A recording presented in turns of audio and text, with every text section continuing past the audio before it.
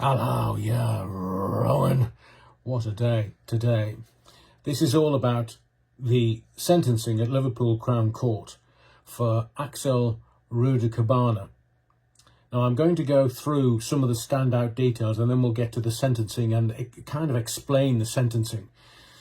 Because even though he's been sentenced to 51 years, or will serve 51 years and 191 days, there were lots and lots and lots of other things. There were 14 charges that he was found guilty of. Well, he pled guilty, but the judge made those sentences concurrent, which means they will all run together. So in essence, counts 1 to 3 of 51 years and 191 days means that the rest are just, they'll run concurrently, but they'll just fall away. Some of them were for 18 months.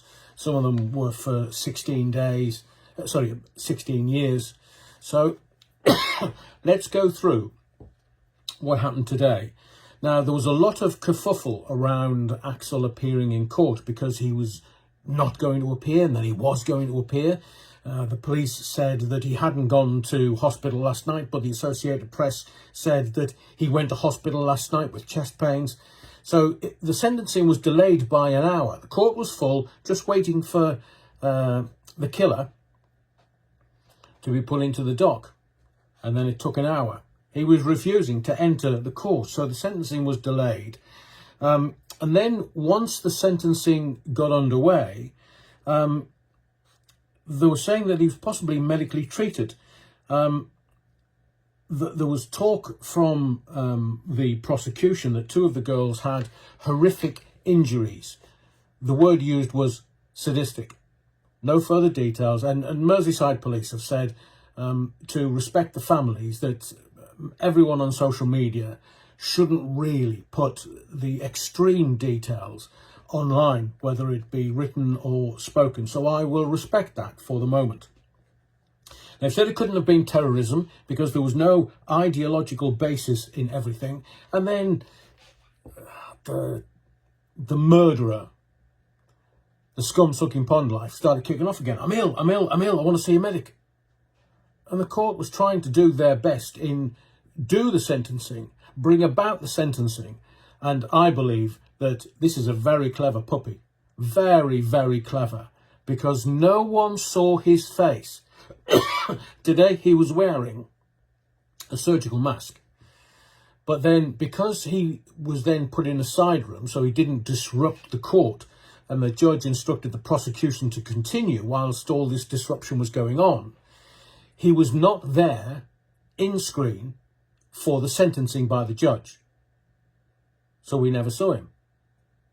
So there's only one picture of him that the media will use ad nauseum for the next 50 years, if he's ever mentioned in the media, of him.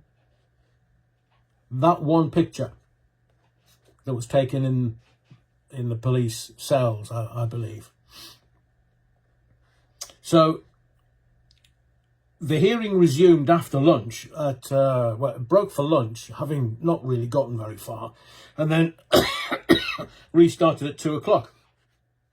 And we got the victims, or some on behalf of the victims, and sometimes it was lawyers or barristers that were reading the victim impact statements. And I just want to sort of cover Leanne Lucas, who read her victim impact statement via video link. And it's harrowing. Harrowing. She said, "He stabbed me so much in my arm, it looked as if it was inside out." Father of a 9-year-old daughter who survived the attack said, whilst reading the impact statement, "It's been very hard to deal with what happened." The judge said that Axel Rudakubana caused profound harm. The media have been reporting that BB suffered 122 stab wounds. 122 stab wounds. The murderer, Axel Rudakubana, says, and I quote, "I'm glad to see those kids die." The judge then went on to do the very thing that Merseyside police had asked for people not to do, and he included some of the harrowing detail. And I've been watching the TV reportage, the journalists. I mean, these journalists are hard-nosed journalists. Nothing phases them. They can handle anything. But they've all been breaking down, sobbing. Whether it be GB News or Sky News, the BBC's a little more dry. But they were all breaking down, sobbing. They couldn't handle the detail that was coming out of the court. And we're not allowed to report those details. And the judge said that he was satisfied that for some time Rudakubana had planned to kill as many as he could. He learned how to stab people with maximum effect. But although there was a terrorism charge, it was deemed that it was not a terrorism and he was not a terrorist. However, the judge did say that it was the equivalent to terrorist murders. Due to the extreme level of crime, due to age, the judge has said that he would have given him a whole life sentence, meaning a whole life, until he died. Now, he had one previous conviction of possession of a knife on school premises, had a juvenile protection order, and then the judge started with the murder of the three bairns, the three little girls, counts 1, 2 and 3. He said that it would be custody for life and would explain the minimum term before a parole application. So the 51 years and 191 days is the minimum sentence before he can apply for parole. And the judge said that it was almost whole life in custody and may never be released. And for counts 1 to 3, he was given 27 years custody, 27 years. And there were two exceptionally high factors which the judge took into account, which was murdering 2 or more murders, including the premeditation or planning of those murders. The judge said that the children were vulnerable.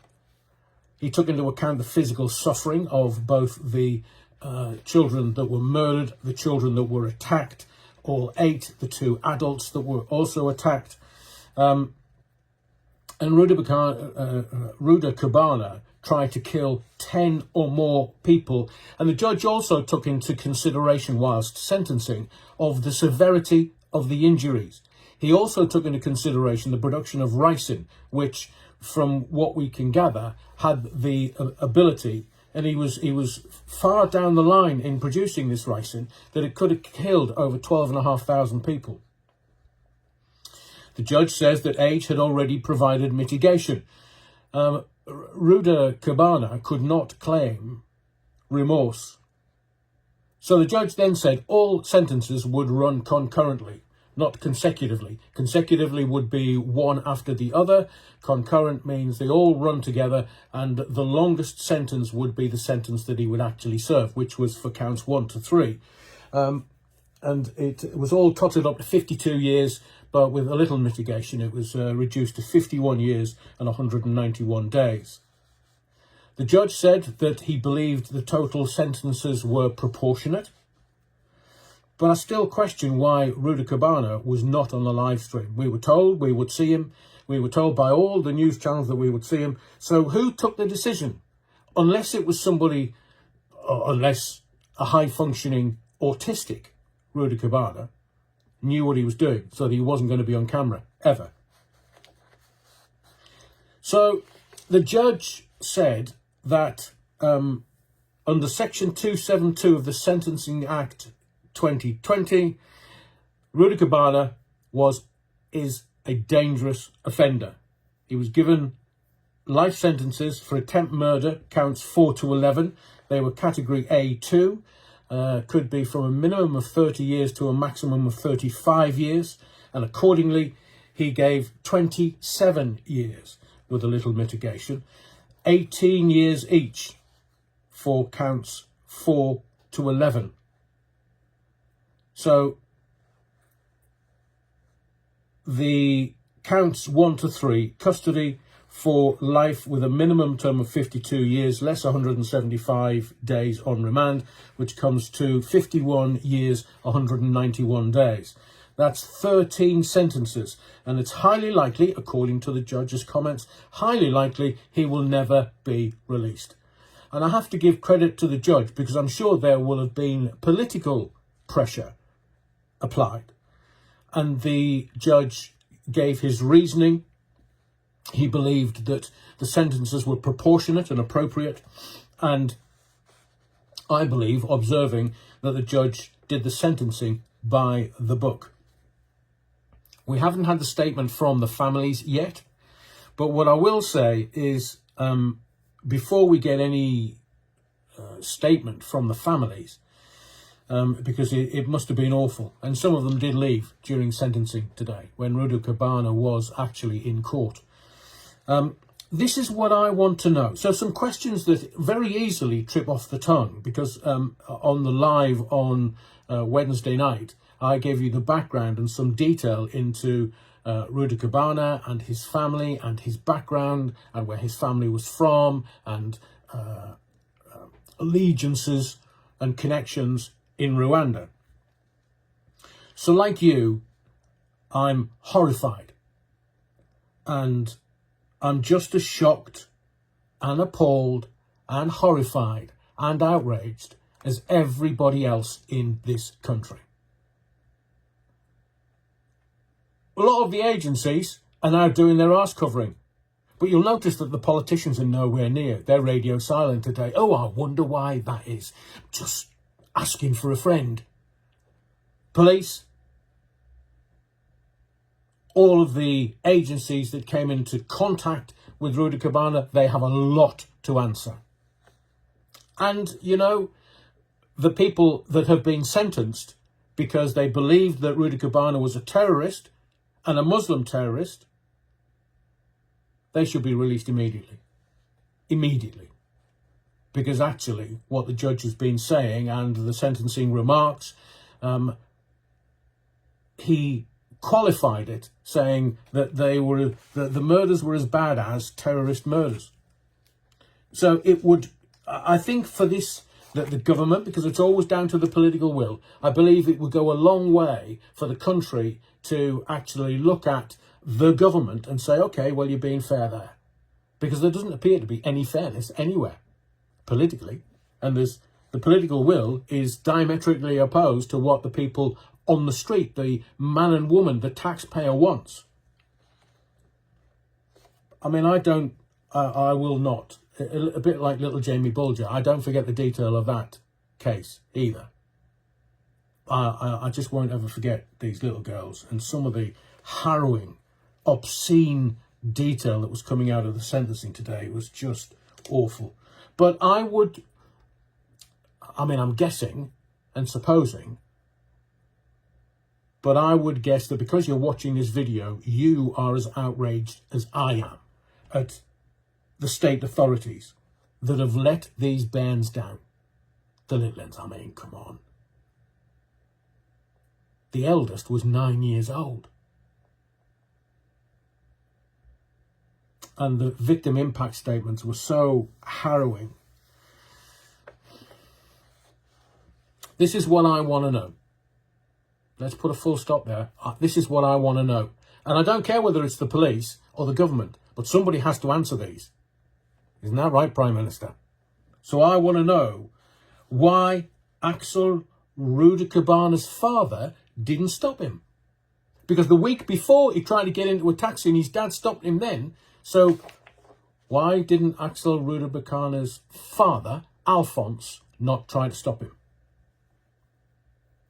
I want to know who these people are. Alphonse the father and Axel's mum. I want to know who these people are, what they believe, because we were told, remember, it was a Welsh choir boy, good Christian choir boy. Christian choir boys don't have an Al-Qaeda handbook and don't try and create ricin, highly toxic poison. So I want to know who the family is, who these people are, what they believe, and what they did in Rwanda. I want to know why his dad didn't march his son to a local bobby station. Not least after he found him preparing a week before the Southport attack for a similar school massacre. I want to know how a boy can turn up at his school 10 times with a knife and not be sectioned. Because he's obviously a very, very sick puppy. And that's me being kind. I want to know why Prevent is not preventing. That's their job. That's their whole job. They've only got one job. I want to know why Prevent is not preventing horrific attacks like this one and is clearly no longer fit for purpose. Oh, don't worry. They'll kill off that. They'll get rid of that. And then once they've gotten rid of that, they'll start again. So there's no paper trail. There's no paperwork. There's nothing that we can look at because it'll just be, oh, we got rid of Prevent and we started something new up. I want to know why the school, social services, the local council and other agencies did not stop this psychopath despite countless warnings. Because all these questions have to be answered, and don't just try and sweep it under the carpet. These questions have to be answered. I want to know why Prevent and the state appear utterly obsessed with right wing. When 70% of all terrorist attacks in this country since 2018 have been Islamist, and 3/4 of MI5's caseload is Islamist. I want to know why Westminster and the legacy media fell over themselves to share details of other terrorist attacks, but went radio silent on this one.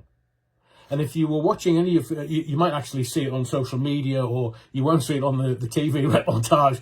But people were taking placards and were appearing. This one was on Sky News. It was "Children die, media lie."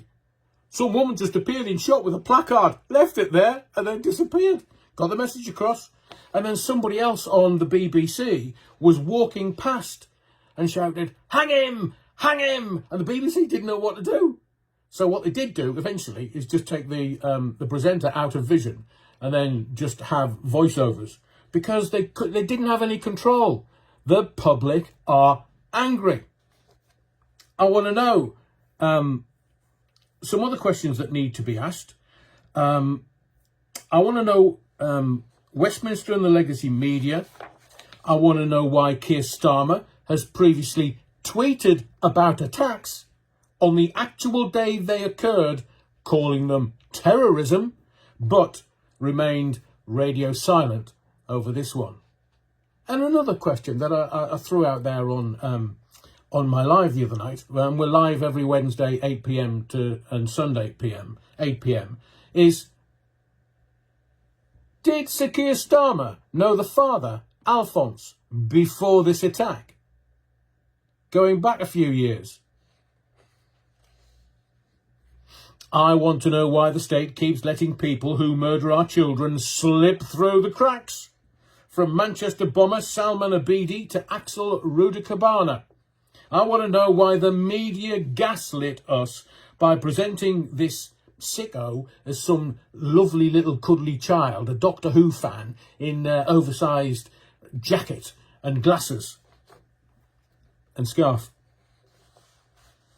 The media gaslit us by saying, or implying, that he was a little Doctor Who fan for children in need. He was a Welsh choir boy from the Welsh Valleys, when they all knew that he had a long history of violence and had been referred to Prevent, and more importantly, had ricin.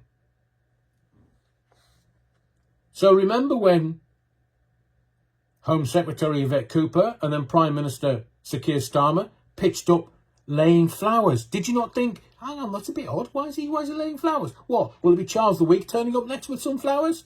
But at that point, they knew what was going on. The Home Secretary will have been briefed the minute the information started coming through. And remember, the police went into the home and found the ricin, found the Al-Qaeda handbook, and they will have briefed Prime Minister and Home Secretary immediately. So the question I want to know from Sir Keir Starmer and Home Secretary Yvette Cooper, at which point did you know? Time it. At which point, because you've got all these people giving you information and giving you briefing, what time did you get the briefing? What time did you get the information? Tell us, was it before you laid the flowers or was it afterwards? I want to know ASAP why Sir Keir Starmer casually branded many people in this country as far right. I would suggest they're not far right at all, because that no longer exists. I believe they were concerned subjects of the crown. They were concerned citizens, if you want to go that far, for the Labour Party government. They were concerned human beings that were concerned for the safety of their children, grandchildren, communities, and family. But we were told, oh, far-right thugs, far-right thugs. I'm not sure that's wholly true. Do you? In the comments, please, underneath the video. I'd love to know your thoughts. Now, Keir Starmer branded these concerned citizens far-right before they even went to court, but now is suddenly obsessed with protecting contempt of court procedures. Now, again, sub judice is Latin for under a judge. It's just a legal phrase. So once a judge is sitting on the case, or the case has started, and ordinarily the media organisations, when somebody's arrested, they start to get a bit wobbly. But the moment that someone's charged with something, that's when sub judice applies. That you can't talk about it in any way, shape or form. The only thing that you can do is just report the case, the court case. Can't do anything else. Can't do any digging into the background. And yet, the media were being warned off. People were being arrested for posts before anyone was charged. Therefore, it would not have been sub judice.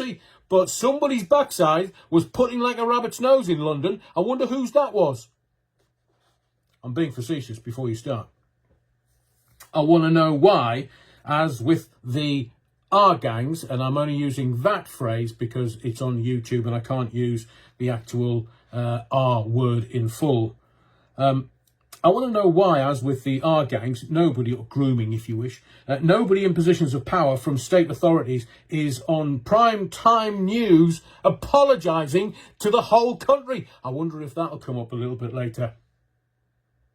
Don't be silly, I know the answer to that. I'm being facetious again. And I want to know why we are now having this utterly ridiculous debate about the Amazon killer. Have we got it here?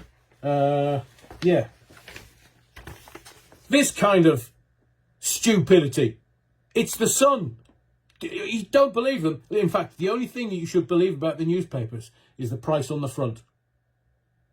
That they were trying to connect him, the knife, and Amazon as a deflection from, oh, that'll be the politicians then.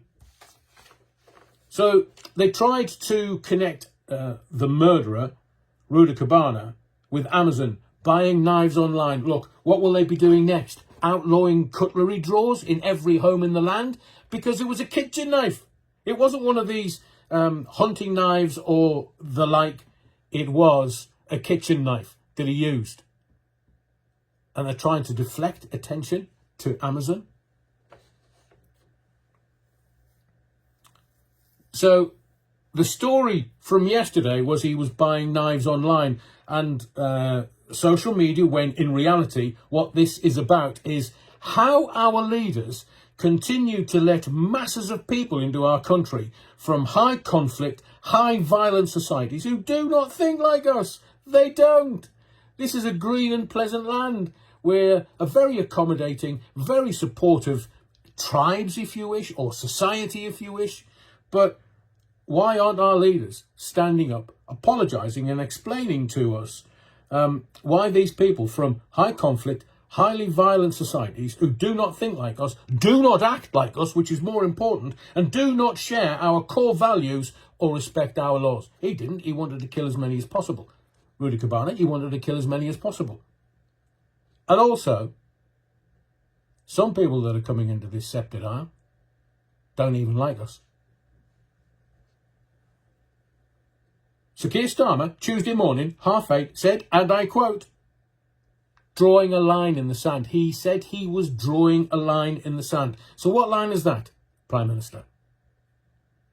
Maybe, but then again, you can't tell nowadays whether he's got Botox or not because his face don't move. And I'm being kind. He should start after the sentencing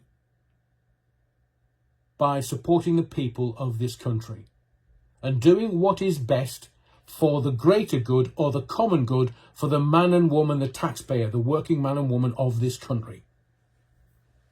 They should start with supporting the people of Southport, where the attacks happened. Let's ask the question. Apologise, Prime Minister, and then show us how you and your government will handle Southport going forward, as well as what's happening in northern towns all over the north. I won't go into detail because this should be about Rudakubana. And I do believe that this government will go down in history. We can remember 500 or 600 years ago. We can remember Henry VIII, bless him. He'd be turning like a spit roast in his grave, knowing what is happening to his beloved Church of England. But this government will go down in history as powerful symbols of the failure of the state to keep our children safe. And I'll guarantee you that what will come out of all of this and the sentencing is this, that the man and woman on the street simply want to protect their kids. They simply want to protect the bairns. They simply want to protect their grandchildren. They're not interested in the guff that we get out of the Pink Palace in London or the lying MPs. There are a few of them. And the MPs that believe they know what they're doing. They have no clue whatsoever. Our children have been murdered on the streets of this country, and the leaders we crave to protect us are not.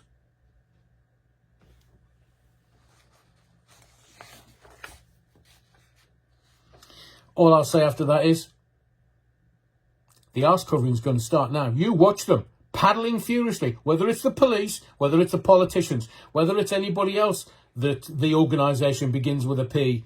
They are all paddling furiously to protect their backsides. Knock, knock. Who's there? Kia. Kia who?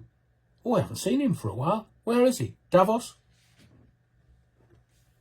And my final comment on this, knowing what we know, free Wayne O'Rourke.